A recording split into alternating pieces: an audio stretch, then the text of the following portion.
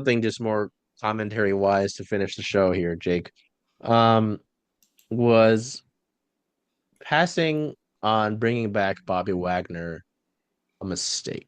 And I'm sure there will be Seahawks fans who are upset about one, the fact that it happened in the first place because of how beloved Sir Wags of Bobby has Hmm. become over his time here and how, he probably shouldn't have ever been let go in the first place.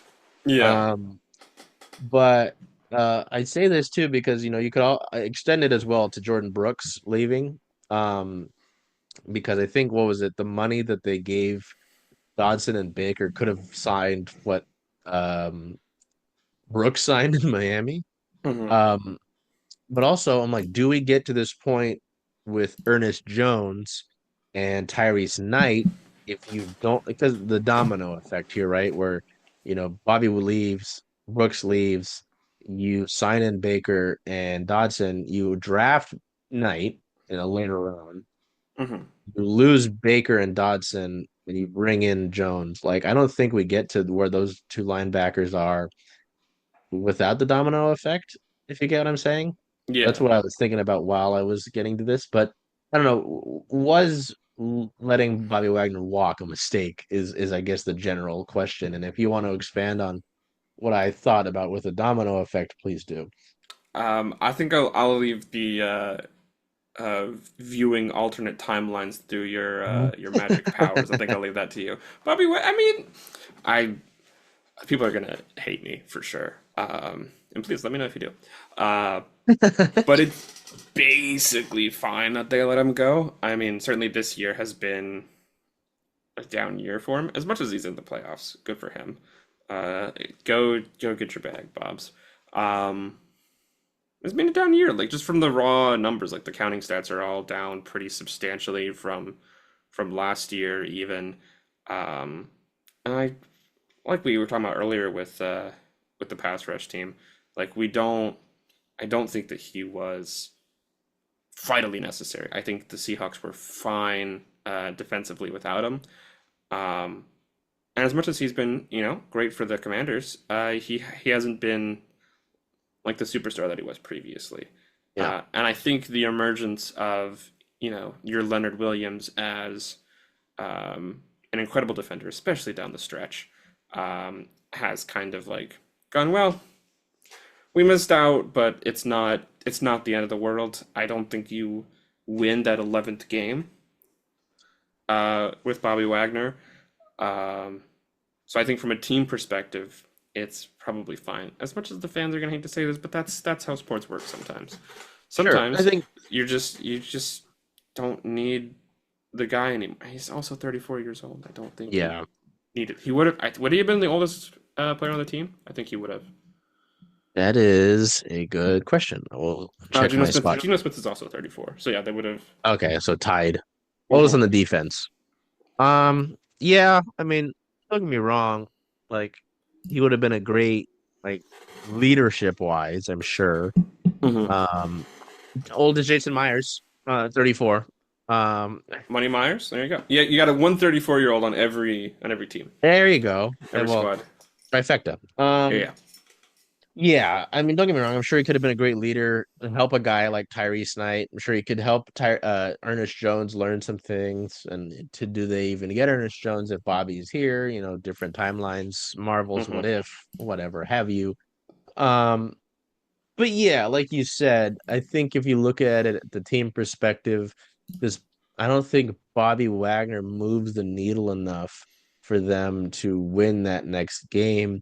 And it's not, in my opinion, it's not because of the player he is, it's because their issues weren't strictly defensively, you Mhm. know. Is Bobby Exactly. Wagner playing left guard for you? I don't think he wants to. Like that's what my thinking is with it, at least, is I don't think he changed that much. I mean, it's obviously it sucks because how beloved he is here, but I don't think like he moves the needle ultimately. Where Mike McDonald and John Schneider are like, damn, we had Bobby Wagner, Super Bowl. Like, no. Yeah.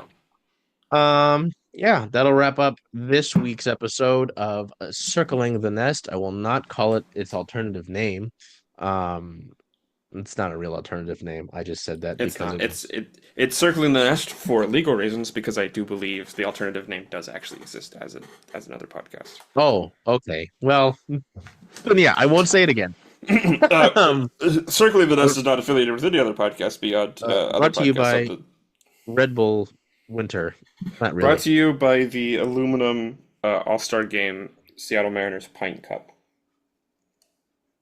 Brought to you by the 3x5 flag All-Star game that I got at TJ Maxx for $4. Brought to you by the Lunar Lander from the Lego Saturn V set. Uh, damn it. I don't have any Legos here. Right. Huge win. I got this one. I got the Ornithopter right there that you can't see. I got the MIDI scale Superstar Destroyer. I'm the Lego goat. I'm sure that'll cause someone to be angry at you. Don't go brick for brick with me. You're terrible. All right. Until we see you next week, I'm sure we'll just kind of continue to get offensive coordinator buzz, and We'll be here we'll yapping. just talk more about positions at that point. So until we see you next week, take care of yourselves, be well, and I hope the Chiefs do not make the championship game. So AFC championship game, that is. Hopefully we don't have to worry about them getting to the Super Bowl. I don't know. That's my opinion. Yeah, take care of yourselves, be well, do whatever you can to make today a great day. Hello there, everybody. Charles Hamaker here with Circling Seattle Sports. I'm joined by Jen Barnes of Rough and Tumble that we happen to be at right now. Yeah. Jen, why don't you talk to me a little bit about what we're announcing today, which is our partnership. I'm so excited about this. First of all, I just want to say thank you. I think all of us here at Rough and Tumble are big fans of what you and your team at Circling Seattle Sports does. And so, I know you know this, but when you came to me with this idea, it just seemed pretty natural. And it's not just me. I think a lot of people in the sports community in Seattle also really respect you and your team. So it's exciting to kind of see these two things melding together, and we're really excited to start implementing some of the things and then hopefully seeing you guys a little bit more often. Yeah, and so with what Jen says about seeing us more often, we've got a few things in the works, but you'll see watch parties here. We'd like to do a few different of our community drives, which you'll hear about here in a little bit from now. We've got to make our announcements one at a time. I can't drop everything. Not everything Right. all at once. But this has been a home for a lot of our team, whether it's myself, our friend, our photographer Liz is behind the camera. Liz is here often, so our team has kind of adopted this place kind of like our own since I saw you at our soft launch. So, it's been great to have that support. And in a lot of ways, and part of the reason I wanted to do this was the Rough and Tumble embodies a lot of what Circling Seattle Sports wants to do. Obviously with women's sports, with the storm and the rain, but just being, having the game on, every game on. Yep. How much of that, did you see a line kind of even before this idea was mentioned when I first met you? I think it's always felt like that. I mean, you and your team were here on opening night, and you just feel like you're part of the space, so it felt like really natural. And the fact that you actually cover all of the sports really makes your group stand out. So you are always covering all the rain games, all the storm games. UW women's softball, UW women's basketball, UW women's hockey. We love it. So all of those things, and obviously passionate M's fans, passionate Hawks fans, and passionate Kraken and Sounders fans. So really, from our perspective, those two things meshed really well.